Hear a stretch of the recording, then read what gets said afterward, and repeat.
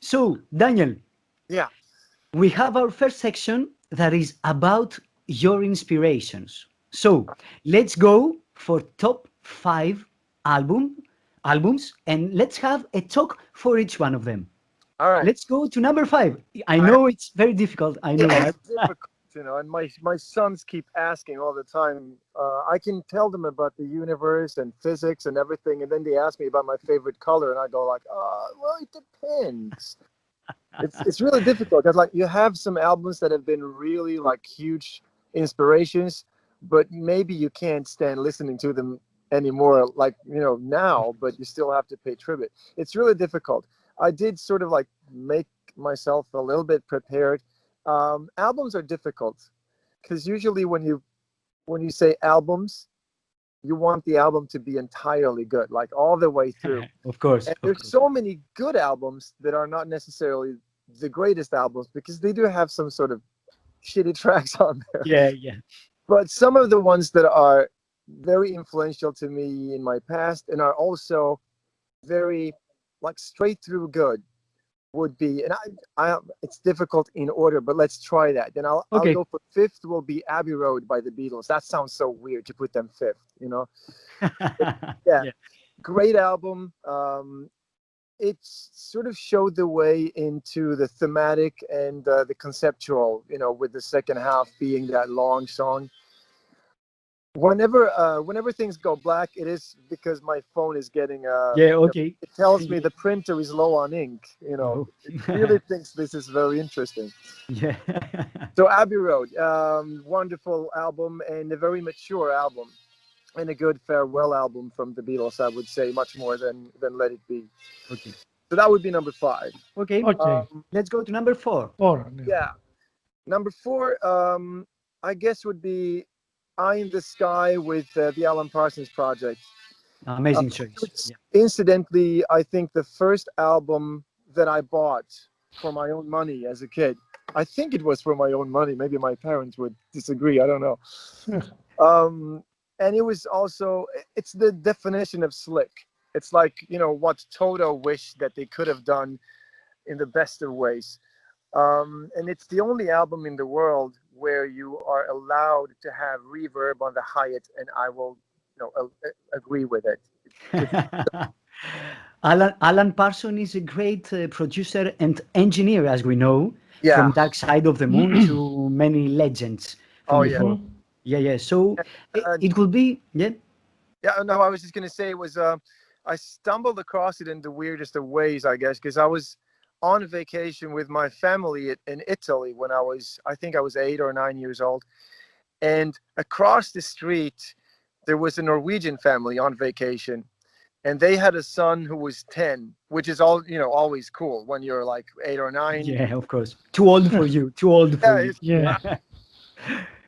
like Yeah. big and he knows everything in the world probably. And he had a boombox, like a cassette player, Wow. and that was cool as well. But when he bought, or his parents probably bought the boombox, they had Eye in the Sky on cassette for free, included with the boombox, which is Oh. still. I'm Oh, trying to grasp that. yes. Why that cassette? Why that album?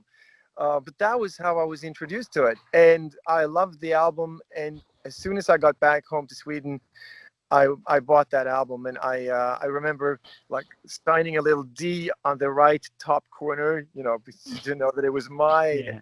my own album. Mm. Your first signature. Your My first signature of album. Yeah. it was something. Like, And Alan Parsons is releasing very nice albums still. oh He, yeah, but yeah, I haven't the really. last album was amazing. It was last year, I think. Printer is low on ink. Yeah. Yeah, well, I'm gonna pick that out for sure. But it's just like that album has stayed with me all through my life, and it's still like one of my top favorite albums for sure. Okay. Okay, so Let's go number to three. number three. Yes. Number, I would have to say War of the Worlds with Jeff Wayne, which is Wow. a bit of Wow. an odd album to put in there, I guess. But A it had, musical one. yeah, Yes. but it had such a huge impact on me as a kid. It was my aunt, I think, who bought it in London on vinyl, and we had it in our house, and it just had all of these, like, there was so much imagery. I could like listen to it, and I would sit and look at the images and just be totally immersed in that world and that story. And still today, like when I pick that up and I put it on, I can't stop it. I have to sort of like just go through it. And it's very innovative. I mean, I know that a lot of prog rockers feel that it's sort of like an abomination to the To the style, prog. Yeah. but still, I have not heard any one album that sounds anything like that album. It's sort of like a totally unique animal on its own.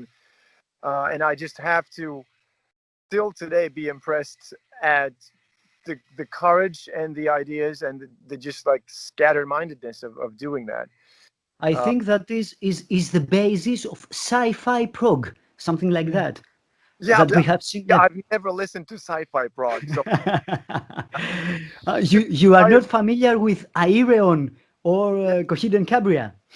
well, yeah, okay, Yeah. I didn't know that was Yeah. a specific style though. All Yeah. right, Yeah. and Okay, so a lot of ugliness in that album, and I think that is also something that I like. I that really introduced to me, I think, how something can be like having a really ugly sound, but you still want more of it. Like those sounds sometimes they're so intrusive and so loud and so ugly, but still you fall in love with them. And I think that is the definition of what I've always been trying to do with Pain Salvation, like the ugly beauty of things. We have so now we know why Panther has so many elements of that ugliness. Yeah, yes, still Yeah. all the way from back then. Yeah. I'm Yeah. Yeah. sure. That's great. So let's go to number two. mhm. Yeah, now it's getting really difficult here. Yeah, we know that. Oh, he's low on ink. That's interesting. Thank you for that information. Um, I would I would put "Thanks for the Dance" by Leonard Cohen, which is the album that was released after he died. He died, yes. And it's just an amazing album. It has maybe four or five of the strongest songs that I've heard in a very long time. And I think what is so interesting is like one of my favorite albums is also his first album that it did, his self-titled album, or it's like songs of Leonard Cohen. And this album I found after having heard the last one when he was still alive. You Want It Darker, which was also a powerful album. And it turns out, you go back and I like the really earliest stuff and the latest stuff, but it's so interesting to see someone who has spent an entire life being frustrated, trying new things, and really like still, even after he dies, like the last album that the producer, his son, and the musicians basically finish off because he made them promise to do that.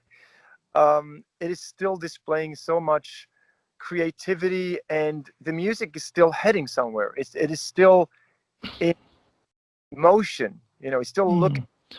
There's still passion and curiosity in there at that age, and that is very comforting to know that you don't have to stagnate and just repeat whatever you've done before, like so many of my heroes did. It's like hearing stories from the dead. Yeah, Something, yeah, yeah. yeah, Something, yes, Okay. it's something that happened also in David Bowie's last album oh that yeah, was Yeah, released yeah. after his death. After yeah, he died, yeah. Almost, it was very close to his death. So it's like yeah, hearing David talking about death before his death yeah, and after his death. It yeah, was amazing. The Lazarus yeah. song, etc. Yeah. Very chilling in many ways, but also so, and as I said, comforting someone. It's sort of like very human in that respect. And I did like I was reading a little bit about the production and everything, and to know that some of the musicians actually cried while recording because that was, like the one playing in the first song. Uh, he said that he didn't expect ever to be playing with him again, and then he got this last opportunity to actually play with him like one last time, and that was very moving. It's a great album. I mean, not only because he died, and not only because the content is what it is, but also just musically, it is a very, very strong and very good album. Like maybe the best one that he did, like one of the best ones for The sure. best one. Oh, For me that's a anyway, tough decision. Yeah. Yeah, okay. a personal taste thing, but to me that is like a Yeah. real. His four best songs are on that, I would say. Okay. So let's do something very difficult. Number one. Yeah. Number one is actually going to be easier than the other ones. Oh, nice. Yeah, and it's another The Beatles album, which sort of makes it easy to put Abbey Road on fifth, because Revolver would be on first. Revolver.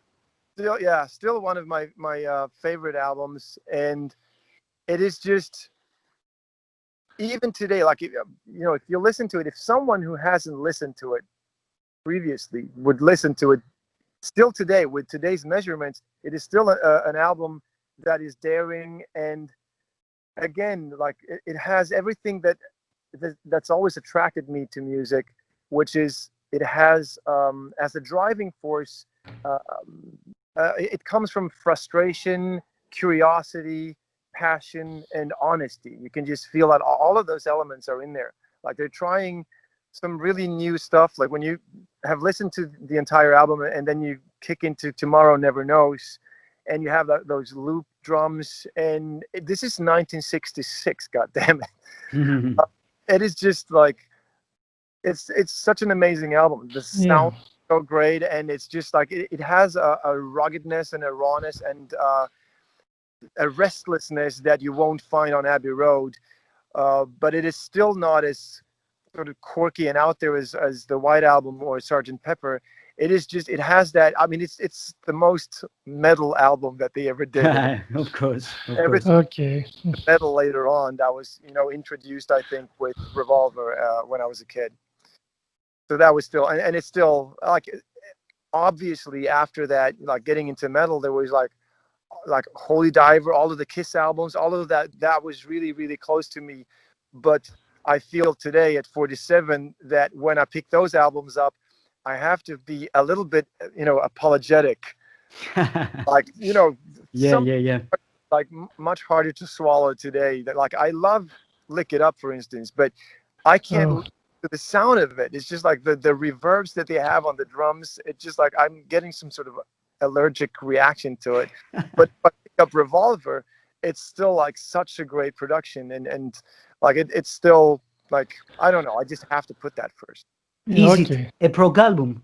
Is Revolver a prog album? I think it is. I mean, it's progressive for sure, in the same sense that I think we are always trying to be progressive, in that we're still moving on and still using that curiosity and hopefully courage, because that was what attracted me to metal in the first place. That was a music style that sounded different from anything that had, you know, been there previously, and it seemed to be standing up against something, and it was standing up for something. And then somewhere along the line, it just felt like it was stagnating and turning into this recipe music style. And then I found progressive metal, which was still investigating, still being curious, and still trying to find new ways. And then I experienced the same thing, that a lot of the music style just turned into a music style. But I've always been interested in the actual progressive parts of music, whatever music style it is. Like, I feel that the Revolver album was definitely a musical progressive album. It was moving somewhere. It was investigating it's their own relationships to music, which is what I always try to do myself. Like, always try to rekindle that passion for music by investigating, what more can I do? What if we do this? What if we do that? Instead of just like, well, that worked for the last album, let's do that again. Yes, we've seen it clearly nowadays with Panther.